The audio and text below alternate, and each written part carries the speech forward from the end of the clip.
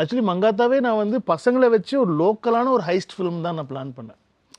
ஒரு ஃப்ரெண்ட்ஷிப்குள்ளே பிட்ரேயல் அந்த மாதிரியான ஒரு செம்ம க்ளோஸ் ஃப்ரெண்ட்ஸு, ஒரு காசு வந்துட்டா எப்படி ஒருத்தனை முதுகு குத்திக்கிறானுங்கன்ற மாதிரி எல்லாம். பிகாஸ் நான் என்னோட படத்தில் எப்போவுமே ஃப்ரெண்ட்ஸ்குள்ளே நிறைய விஷயங்கள் இருக்கும். ஸோ அப்படி தான் நான் ஒரு அஜித் சார்னு என்னோட வாழ்க்கைக்குள்ளே வந்து நான் வந்து என்னோட தாட் ப்ராசஸ்லேருந்து எல்லாமே நான் ஹேட் டு ஒரு பெரிய ஹீரோ படம் பண்ணும்போது வந்து யூனோ எனக்கு எனக்கு ரொம்ப சந்தோஷம்.